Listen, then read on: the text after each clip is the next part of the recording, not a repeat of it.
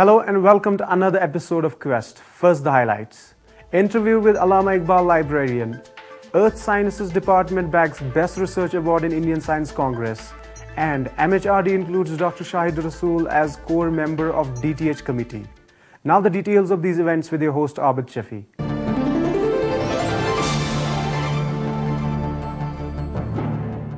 Allama Iqbal Library is considered as one of the best libraries in India. The library caters to academic needs of faculty members, research scholars and students. The Allama Iqbal Library has 16 divisions and has centrally heated halls. It has a collection of more than 6 lakh books. Allama Iqbal Library has also set up the e-resource cell that can be accessed online. In a conversation with the university librarian, Dr. Abdul Majid Baba, the Quest team learned that library is in the process of digitization rare books and manuscripts. We asked Dr. Baba that there are apprehensions that digitization damaged books in the process. What steps they have taken for the preservation of manuscripts and rare books? It is not only at the state level we are worried about the preservation of manuscripts, but at the national level, Government of India, they have framed the national mission for manuscripts. It is taking the care of the manuscripts available throughout India, whether they are in the government institutions, whether they are available privately.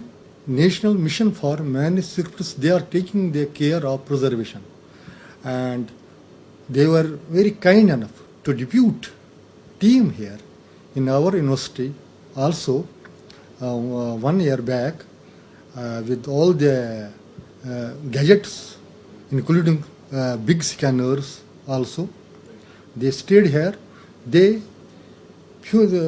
fumigated and applied other techniques in the preservation of our manuscripts. He said that the tag of being best comes with its own set of challenges and responsibility, and Allama Iqbal Library is trying to fulfill both.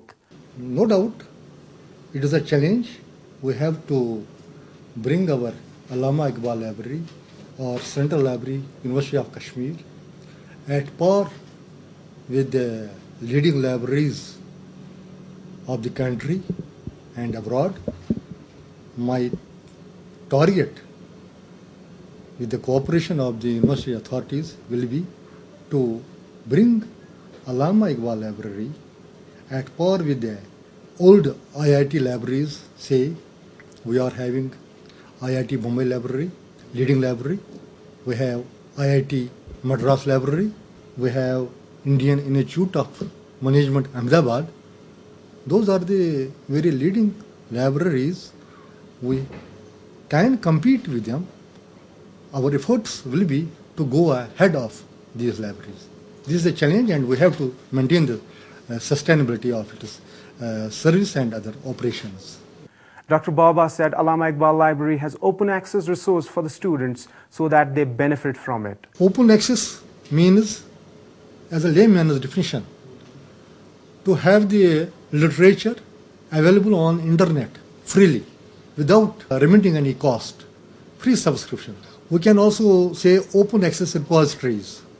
By repository we mean, say, whatever research output we are having here, we keep available, we keep its visibility to the public without any hindrance, without paying any cost. They go through the outcome of the research and other literature freely. And second thing, presently we have the open access libraries, open libraries at the global level on the different subjects. There is this talk of virtual libraries replacing physical library. We asked him how does he see the change and what is the future of physical libraries. You will not find any field where you can't find the computer. You will see the railways, you will see the banks. If they don't have any threat, why the libraries are having the threat? But one thing is there, libraries will remain there. Libraries have been from the ancient times. But presently we can have the libraries in a modernized way. We are having the electronic libraries. Different nomenclatures we have given. We have virtual libraries. We have digital libraries. Role of library can be even more than what it was previously during these days. There is nothing to worry about the existence of libraries. Space problem was there. To some extent, our present modern gadgets, we have overcome that problem. We have CDs and other gadgets we have that has solved space problem to some extent.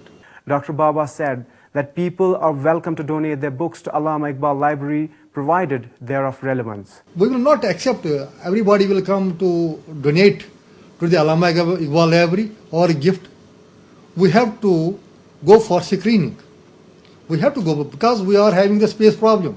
What I have observed myself, even the people, they don't have the space at their homes, having the 10 or 15 books, not having the relevancy with our studies, not having the relevancy with our scholars, and for those collection, probably we may not accept that collection, but really we will accept that collection really worth for our scholars, faculty members, and for our future generations. We asked Dr. Baba new things the library is planning, and this is what he had to say. I would like to strengthen the Kashmir collection on all the disciplines of the Kashmir, inshallah. And conferences, book reviews, seminars, and literary festivals we are going to organize. And recently I was at Azerbaijan. There were heads of the various leading libraries of the world, like Library of Alexandria, Library of Georgia, National Library of Turkey, New York Public Library. When they came to know about the Allama Iqbal Library and about the resources of our library, they were very much glad to know about our resources. And even they desired to have the memorandum of understanding with our Allama Iqbal Library.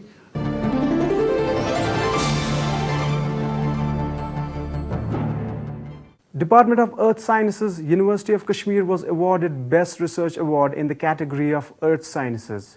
Head Department of Earth Sciences, Professor Shakil Ahmed Ramshu and his team of researchers were awarded this prestigious award at the centenary celebration of Indian Science Congress held at the Calcutta University. This year, 2013, was the 100th centenary celebrations of the Indian Science Congress.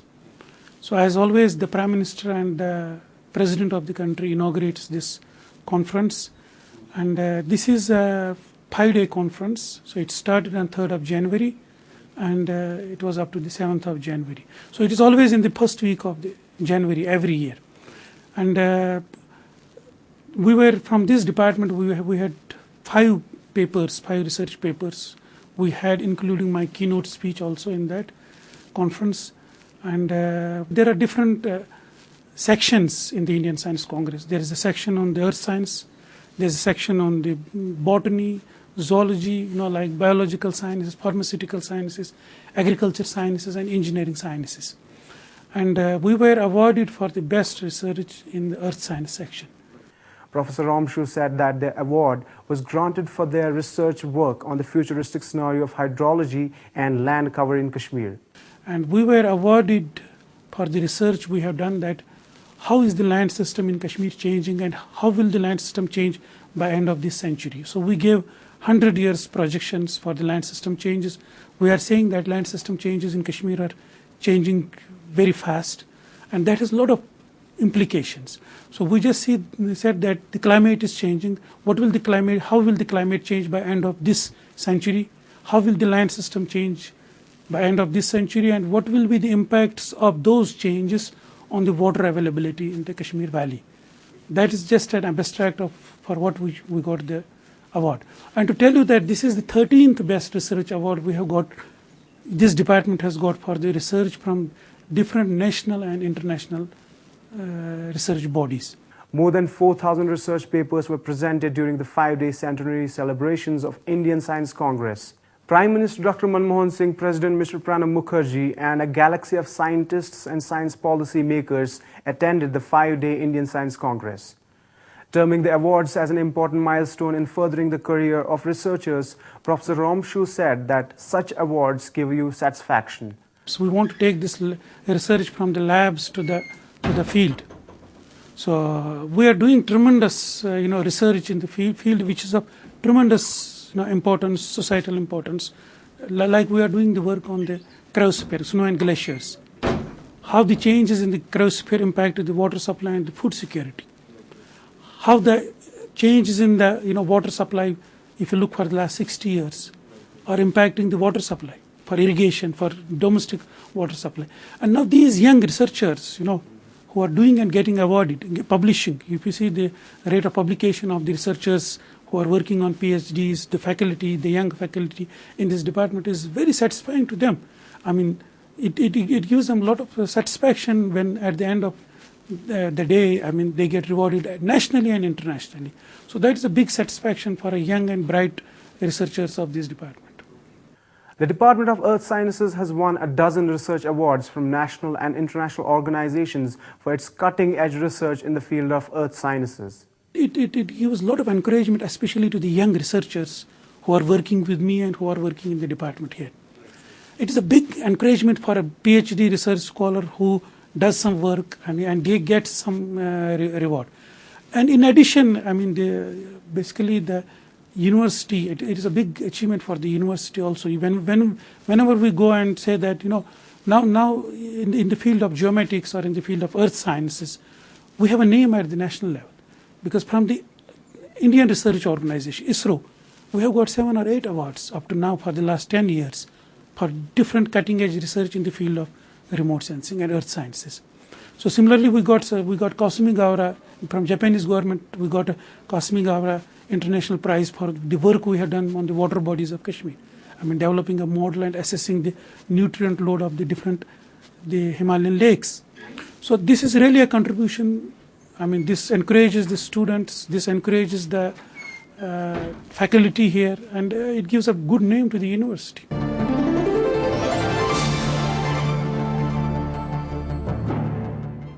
Ministry of Human Resource and Development is planning to launch 1,000 free-to-air direct-to-home educational channels in the coming years. For this, MHRD has constituted various core groups. Under this scheme, Director, Educational Multimedia Research Center, Dr. Shahid Rasool has been appointed member of the core group for DTH Educational Channels.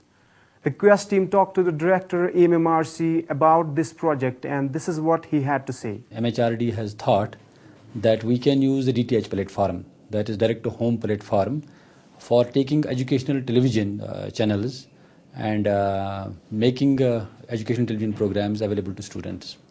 So under this scheme, MHRD is planning to launch 1,000 educational DTH channels, and in the coming years you will be seeing that there will be a botany channel, there will be a chemistry channel, then there will be a zoology channel, then there will be economics channel, then there will be a commerce channel, and then will be channels about the languages.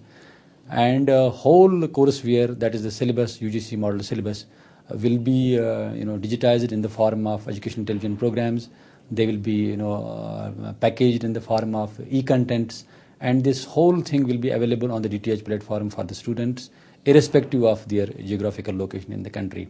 The DTH Educational Channel project comes under NME ICT, which envisages providing quality higher education and interactive knowledge modules via internet and other mediums. This has become important, as you are aware, that the gross enrollment ratio in higher education is very low. Despite having around 600 universities in the country, we are not able to admit many students. And then the UGC had this program of launching more colleges, launching more universities in private sector and in government sector. And they have this time around 30,000 colleges in the country. But the biggest challenge to run these colleges, especially in the rural areas, is to find the manpower. find the trained human resource so that the students get the best possible teachers at these places. And to get the manpower is very difficult and it is not available. And at this stage also, as you are aware, that thousands of posts, in each state are vacant because you don't have qualified, you don't have, trained teachers available for these positions. Dr. Shahid said that through DTH Educational Channels, the government is planning to provide the delivery of educational content round the clock in various subjects. To begin with, 50 DTH channels will be launched, and for which they are planning to have 150 teaching ends. That means 3 teaching ends for each DTH channel in each of these locations. So with the help of this DTH channel, there is an idea that wherever the good teacher is available in whichever subject, he can be approached and he can be brought to the DTH center. We can record the program and beam this program 24 hours so that students at their own convenience can watch these programs, and they will get help, in passing their exams, and then they will get a good holistic education. About the functioning and role of core group, Director EMMRC said that they have to look for resource persons and how to utilize the services on cost-effective basis. I, being member on the core group, am trying to get one DTH channel at least for the Kashmir University, and we can have one teaching end at the University of Kashmir. We can identify other locations like we have SCOST here, or we have Central University here, or we have Islamic University at Avantipora, or maybe even in Jammu, we have Jammu University. So we can collaborate with these institutions and have teaching ends at these institutions also. Idea of having these core groups is to find out the best possible technology which can be employed in a cost-effective manner to package educational content and then make it available to the students through the DTH platform. The second is to identify the resource persons in different institutions so that these resource persons can help in packaging of knowledge and we can utilize their services in the DTH platform. The third is to identify the institutions from where we can launch these DTH channels.